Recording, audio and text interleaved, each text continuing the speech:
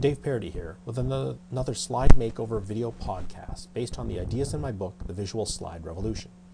Today's slide comes to us from a slide that was sent to me for a workshop. It's based on one that was sent to me as a makeover candidate for a workshop.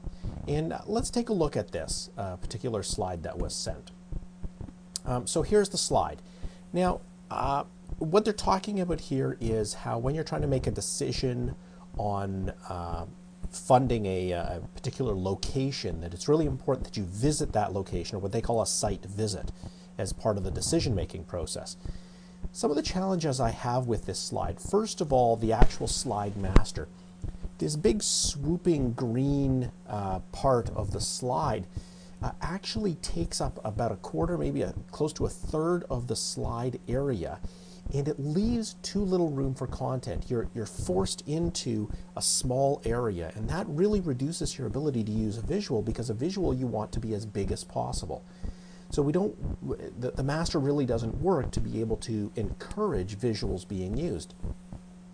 The bullet points they do have are not formatted properly. You notice that the second line of the bullet does not start under the first letter of the first line. It's not what's supposed to be is a hanging indent. So what that suggests to me is that this is really just a text box, not a properly formatted placeholder using a proper slide layout. And that can cause a lot of problems later on. And finally, what they're trying to do is they're trying to hint at some sort of an analogy through these words, especially in that first bullet point. It says, to distinguish the rhetoric from reality, the promises from real potential. That sounds like there's some analogy they're trying to hint at, but it really isn't clear because there's no visual, there's nothing to look at. So what I did was I took a look at this slide and redid it with the following. So let me show you the new version of the slide. Folks, when we are looking at making the right decision as to which site we should select, site visits are very important. See, it's kind of like the scene we're looking at here. Now, this is a wonderful scene. It's buildings and a nice blue sky with clouds floating on it.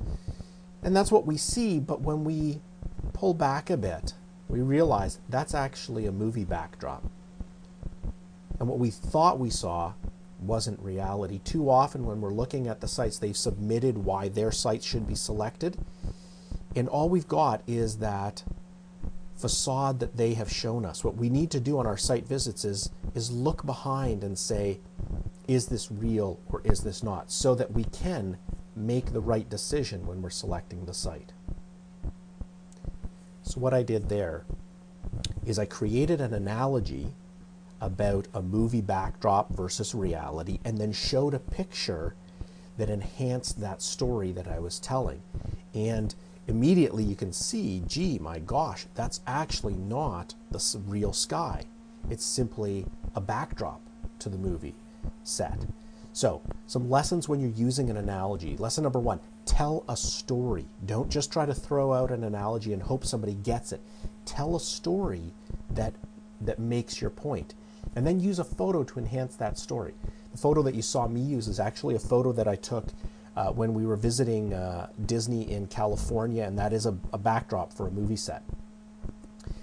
What you need to do with any photo is to crop it, so zoom in on what it is that you want, get rid of the extraneous stuff. In the original photo, there's people walking and some other stuff that wasn't relevant to what I wanted to show in this particular scenario. So I cropped it, and then I was able to enlarge it so that it's as big as possible. This is where the master was a problem. You notice the master that I used in the second slide got rid of that big swoop and just had a little green bar along the bottom. Much easier for us to put content there and to make it big.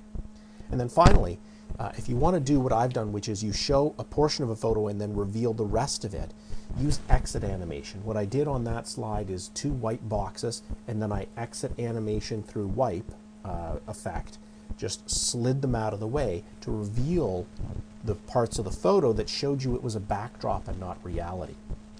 So when you're using an analogy, keep these in mind, and you'll have a much stronger analogy that will help it stick in people's minds. For more information on the work that I do, for the book, go to www.visualsliderevolution.com. For my training and consulting services, ThinkOutsideTheSlide.com. That's also where you can find information about the videos And for the content templates, go to www.pptcontenttemplates.com. This is Dave Parody with another Slide Makeover video podcast. We'll see you next time.